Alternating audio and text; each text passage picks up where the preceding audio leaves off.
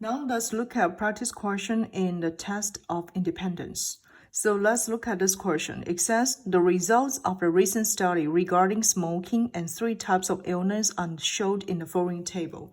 So you can see the first column here shows the illness, right? We have 3 different types of the illness, including emphysema, heart problem, and cancer, right?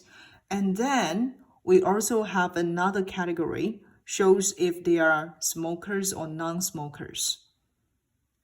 So here is another category, shows smoking.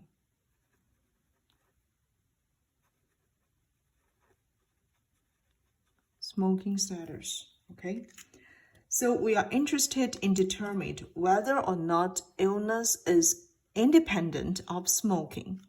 And then there are 4 questions related to this test of independence. So before we solve for this question, let me just review what we have learned in chapter 12.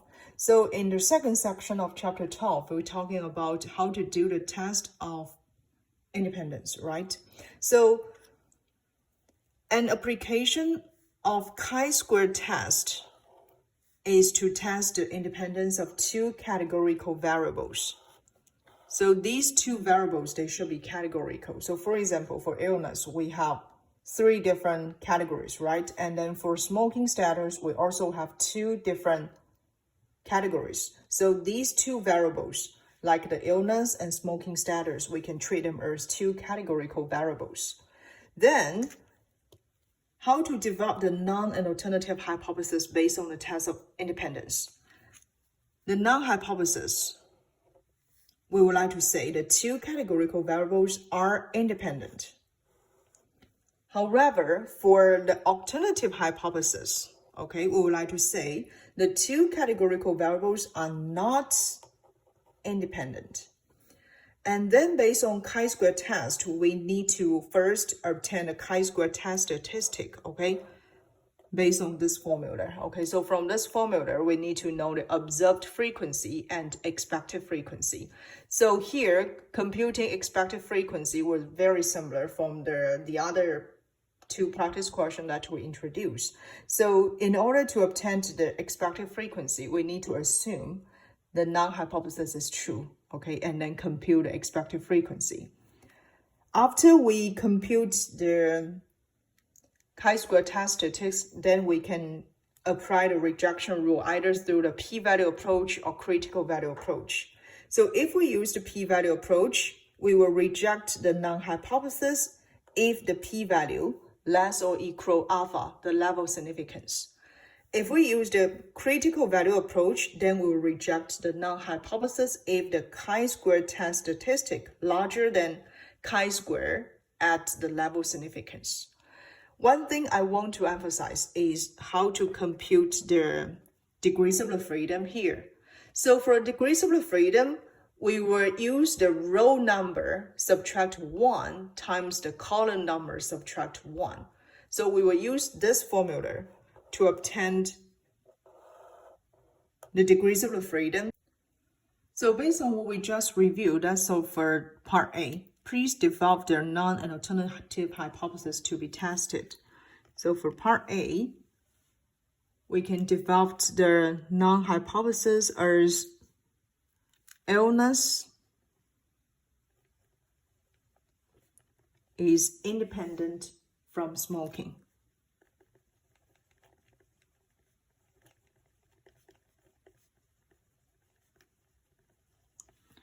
And the alternative hypothesis will be illness is not independent of smoking. Then we will finish part A, okay? Now part B want us to compute the expected frequency, okay? So want us to compute expected frequency and then determine the chi-square test statistics, okay? So let me show you how we can obtain the expected frequency. Now let me first show you the formulas for us to compute the expected frequency. we use EIJ, right? So EIJ will equal row I total times column J total divide the total sample size. So this is the way that we compute for EIJ. And here, let me just mark it. We can treat from this table, okay? This is our row 1, row 2, row 3, because we have 3 different illness, okay? And then for the smoking status, we have 2 different smoking status, right? So we can treat here as column 1, and this is column 2. So now let me show you how can we obtain E11 first. E11, it will be the expected value for row 1 and column 1, right? So we should use row 1 total times column 1 total.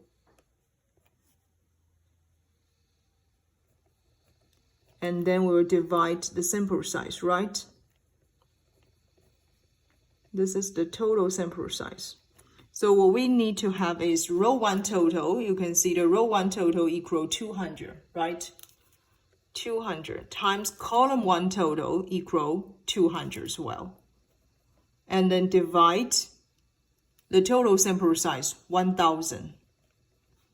We can get this E11 expected value for row 1 and column 1 equal 40. Okay, so let's see how we can obtain E12. E12 would like to use the row 1 total, but now we need to times which column? Column 2, right? You need to use column 2 total, and then still divide the total sample size. Therefore, we will use row 1 total, still 200. However, the column 2 total switch to 800, right? And then we divide the total sample size, still 1000. So this will give us the number as 160. Okay? Now we've finished the first row. So this will be in first row, row 1. Okay? Now let's look at the second row. So for second row, we need to use E21, right? Which shows row 2 total, okay?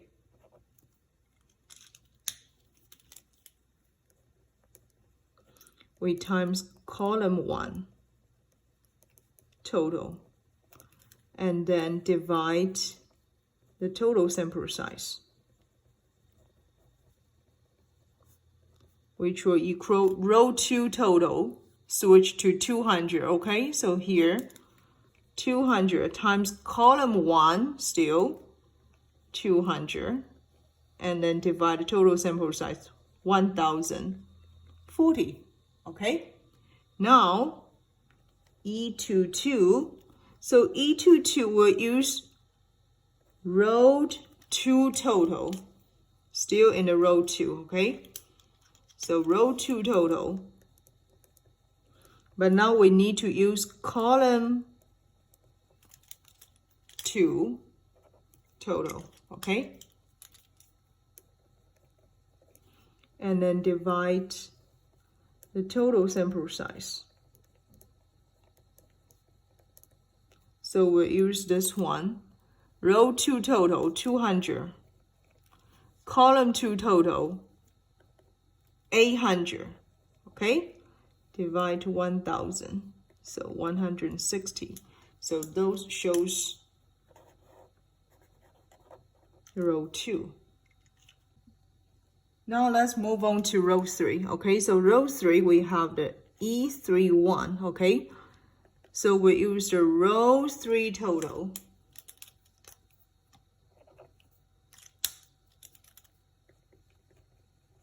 times column 1 total divide the total sample size, okay? So we use the row 3 total now is 600. And then we have the column 1 total, 200. Divide 1,000. This equal 120, okay? And then we need to compute the last expected frequency at E32. So E32 means we need to use the row 3 total, okay? Still use the row 3 total. And then we need to use the column 2 total.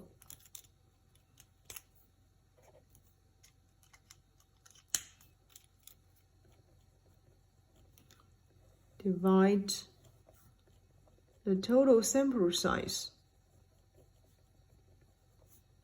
So here, row 3 total still equals 600, right? But now, column 2 total switch to 800, right? And then we need to use this one, divide the total sample size 1,000. So this will equal 480.